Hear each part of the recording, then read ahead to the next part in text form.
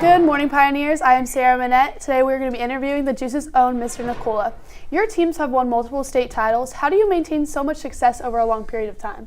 So thanks for having me on today, Sarah. You are a member of this team, correct? I am. Very cool. So I'm glad we get to talk a little bit of wrestling today, talk a little bit of sports. So we've had a good team for a while. I think a couple things have contributed to that. Number one, when girls wrestling was added with the state tournament in 2019, we knew in spring of 2019 that it was coming. So right away, we had a meeting and we knew that there was going to be a girls program pretty quick. We had one really tough girl wrestling, Taryn Martin, who was on the boys team at the time, and we were able to add a bunch of really athletic females in the building that were good at other sports.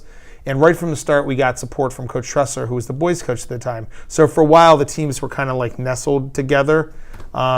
So one thing that worked really well from the front was Coach Tressler's support. Our athletic director at the time, Brett Deal, supportive. We brought in some coaches. And in year 2, we added a middle school girls club team. And in year 3, we added a kids club. So right now in our lineup, we have an enormous amount of our girls that came through our youth or our middle school program. Okay, a huge chunk of our starters either wrestled in youth or middle school for us. So obviously having that piece. And then just really good coaches at the high school level. We have some amazing, I'm the head coach, but we have 8 other coaches, multiple Division I college wrestlers, coaches that have wrestled at the Olympic Training Center, coaches that have coached a lot of different sports. So it's a team effort. I think having consistency with our feeder programs and also in our practice room and, just setting the standard and getting excited about it. Yeah. How do you manage handling 2 different programs at one time, the Juice and your wrestling team? Well, I teach broadcasting. That's my job. That's the job that pays my bills. I cannot pay my bills with my coaching salary. And I love journalism. It was my major as my undergrad at University of Dayton. So, I do find it is hard to do both of them at the level I need to, so I have to really be segmented with my time. I'm all over the place with a lot of things, so what I really have to do is when it's time to work on one of them, like really lock in and spend time on that. And of course, I think with the Juice, a lot of the same things that are with the wrestling team is consistency. We have a lot of awesome students, we have student leaders, we have kids that take intro. We even have some kids that are producers for the program now that took like middle school summer camp in broadcasting. So I don't know, just trying to balance it. It's not easy.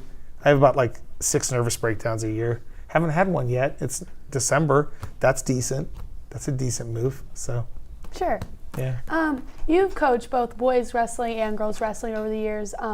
8 years here at Orange, right? I was boys coach for 7 years here, and then another 8 years at other schools as head coaches, and then this is year 7 with the girls. Yeah. What's the difference between girls wrestling and boys wrestling, would you say? So it took me a while to get there and figure out the difference, and I'm still learning. Like every year, I'm still learning. So, when I talk about this, I'm just speaking generally because not every guy athlete and every girl athlete is exactly the same.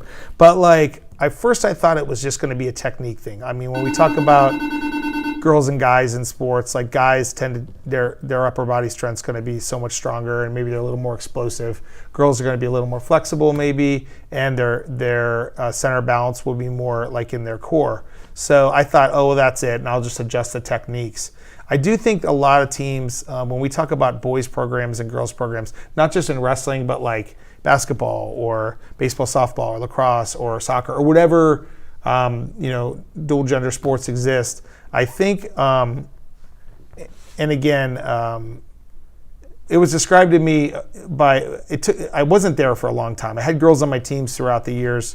But one way it was described to me is if, as a coach, you come into a practice room, and again, this is generally, you come into a practice room and you say, a guy's room, you say, some of you guys aren't running your sprints hard. And you go into a girl's room and you say, some of you gals aren't running your sprints hard. The guys are generally going to be like, it's all of them. And the girls are going to be like, he's talking directly to me. I'm not running my sprints hard. I'm terrible. I should quit the team.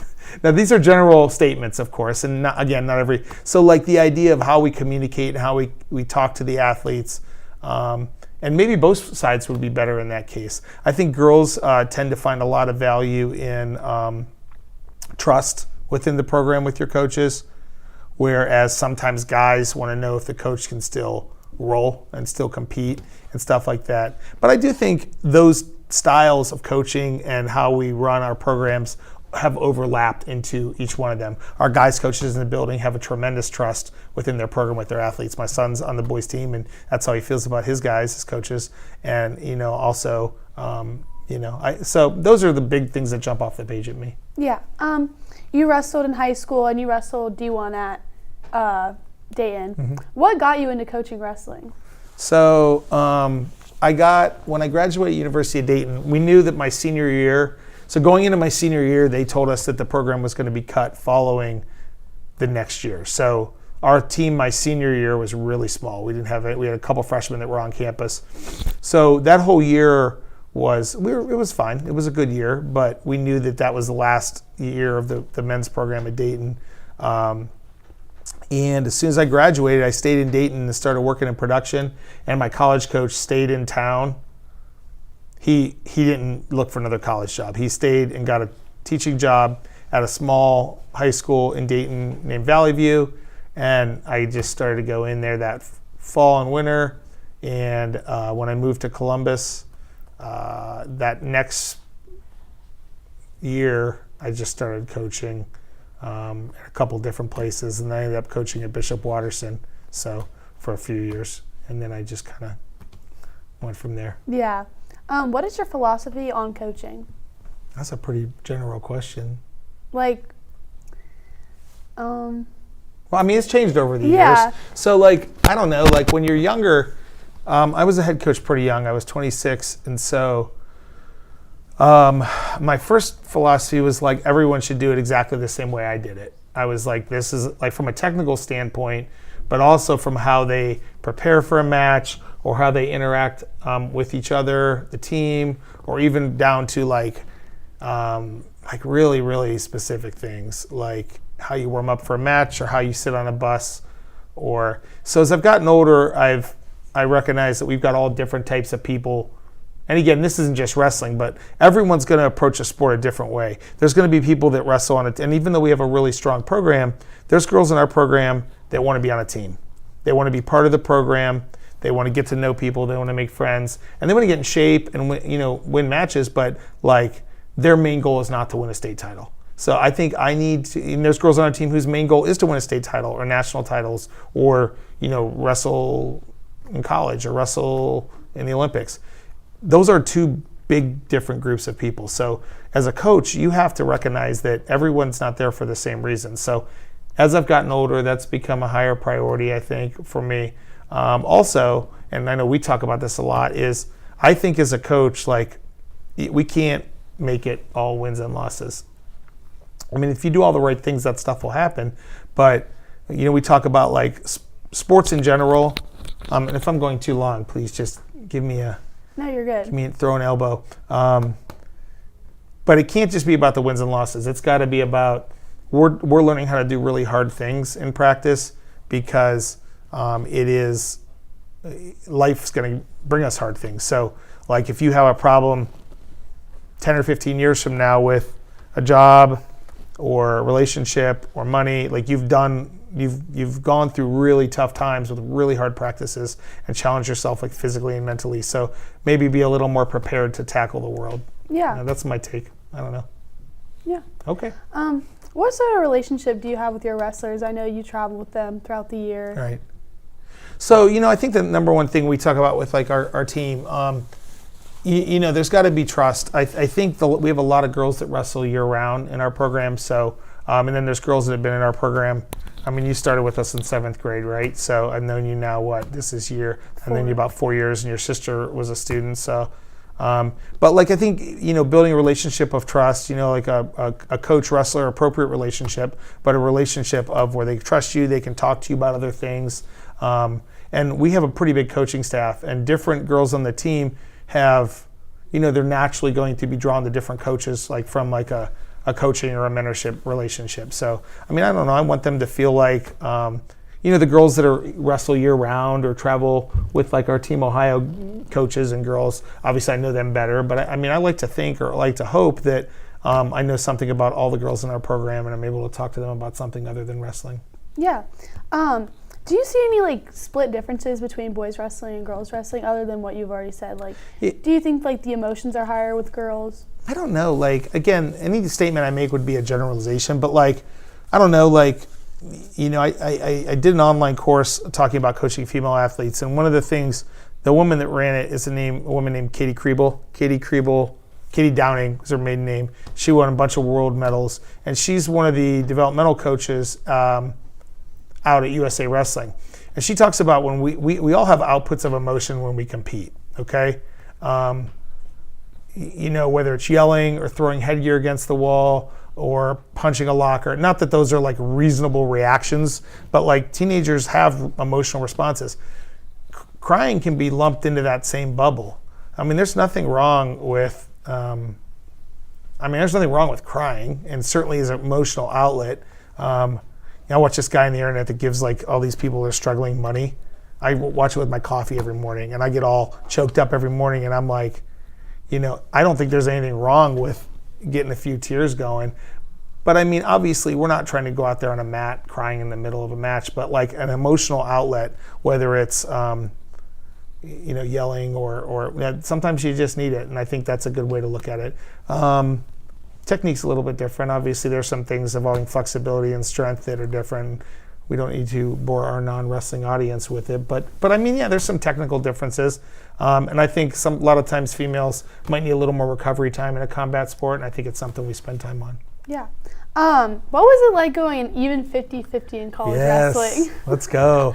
So that's actually a false statement. I was actually 49-51, so I wasn't. Losing record. It was a losing record. Yes, a bit of a failure. I'll probably just drop out of school and go live in the wilderness and see how we can go from there. But no, I mean, you know, I gave it my best shot. I worked pretty hard at it. I'm not like an incredibly gifted athlete, but I'm good at a few things, and so you know. Yeah, it would have been nice to get another couple and been up on the plus side, but I get to just hear about this rest of my 49-51. You know, I should got some more reps or something. Yeah, so. Go to another U.S. Open tournament, huh? Well, no, I don't count that. Oh, we don't count that. No. Anything 49-51 is just my college record. Yeah. My high school record was not 49-51. Give me a break. Right. I was significantly better. No, we're talking just college reps, just college matches. Easy does it. Do you ever think you're going to compete in another open tournament? I'm done. I got to do 2 when I was in my early 40s. It was really fun to kind of, it wasn't like fun, it was like fun to work out and get back down to my college weight and go out west and compete. But those times have passed. I'm 52 years old. Yeah. Your back still hurt from when you got a bow and arrowed? Yeah, it was bad. It was bad business. Yeah. Shout out Tony Calandro, man. My guy. Okay, just to switch the topic. We know you love food. What are some of your favorite foods? Well, I love wings. I love pizza. I'm glad I wore this slimming top today. I like all the traditional middle-aged dad meals. And because I did cut a lot of weight when I competed, it's been nice to just get after it on the food side whenever possible. Yeah. What was your biggest cut you've ever had? I cut a lot of weight, and this is the old days, of course. Yeah. The old days. I made 134 my freshman year of college. It was about like, my walk-around weight was like high 50s, so a lot. Yeah. That's what I like was on when, and then I could get down under 150, and then the rest was just, I had to just bully it out. Yeah. No, thank you. I'm good. To end this interview, how do you want to be remembered here at Orange? I don't know. That's a pretty deep question. It is. I don't know. I don't hope I leave and nobody's like, glad that dude's gone. Yeah. I don't know. I don't think about that much. I'm just kind of come in and get it done on a daily basis. Okay. So. Make all for today, Pioneers. Thanks for tuning in this week. Make sure to cheer on the Pioneers this week, and make sure to check out the Grit. The Grit. Make sure to check out the Grit running this Friday with Justice Colvin and Alex Rampt. That's all for today, Pioneers, and thanks, Sarah.